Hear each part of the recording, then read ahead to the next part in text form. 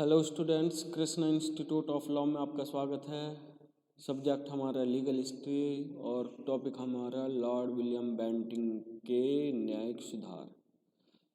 Just judicial reform of Lord William Bentinck 1828 to 1835। देखिए, Lord एम्स्टर्न के पश्चात लॉर्ड विलियम बेंटिंग क्या हुए थे? भारत के गवर्नर जनरल नियुक्त हुए थे।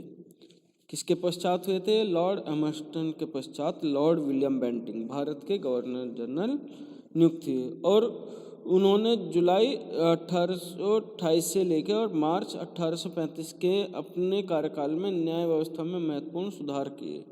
क्यों? क्योंकि सरल, सुलभ और उत्तम बनाने के लिए। ठीक है ना।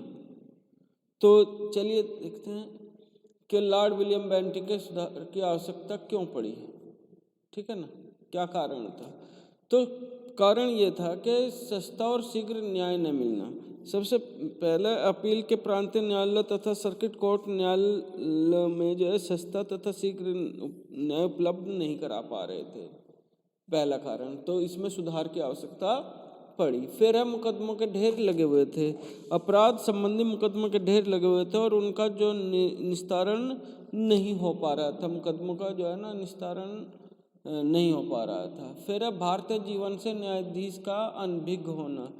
जो भारतीय जीवन है उससे न्यायाधीश जो है अंग्रेज न्यायाधीश वो हमारे भारतीय जीवन से अनभिज्ञ थे, उसको नहीं जानते थे। आपराधिक मामलों में अब को जो है मुकदमों का निर्णय होने तक कारावास में ही रहना पड़ता था।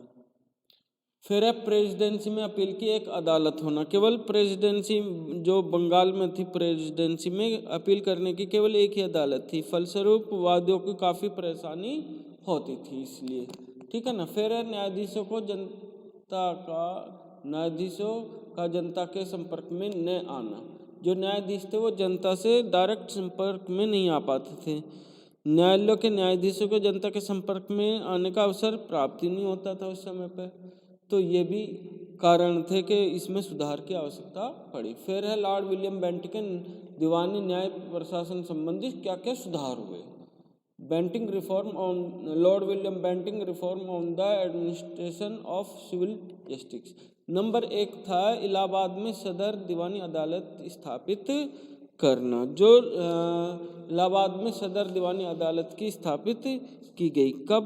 देखिए, एक जनवरी सन 1832 में उत्तरी भारत के लिए इलाहाबाद में एक सदर तथा एक निजामत अदालत स्थापित की गई, जिसका अधिकार क्षेत्र बनारस प्रांत तथा मेरठ, सहारनपुर, मुजफ्फरनगर और बुंदेलखंड के जिलों तक सीमित रखा गया। अतः इन प्रदेशों के निवासियों को अपील में सदर अदालत तक पहुंचना सुगम हो गया। तो ये एक सुधार किया। दूसरा सुधार था सदर अमीन के अधिकारों में विस्तार।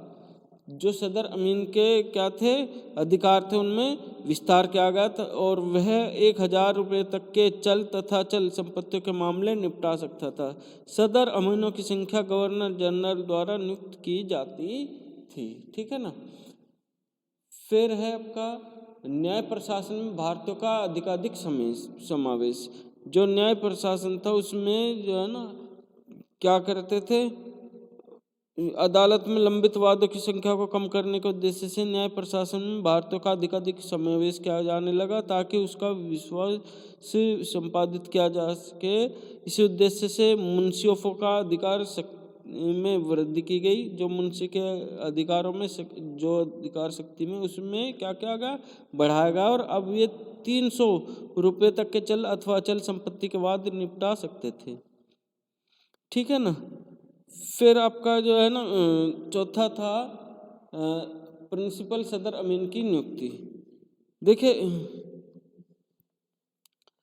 प्रिंसिपल सदर अमीन की जो नियुक्ति की गई, अदालतों में कार्यरत अंग्रेज न्यायाधीशों को न्याय निर्णय में भारतीय सज्जनों की सहायता उपलब्ध कराने की दृष्टि से जो है ना सन 1800 में अंग्रेज को यह अधिकार दिया गया कि आवश्यक शिक्षा भारतीय सज्जनों की सहायता ले सके। ठीक है। तो ये सदर अमीनों की नियुक्ति की गई।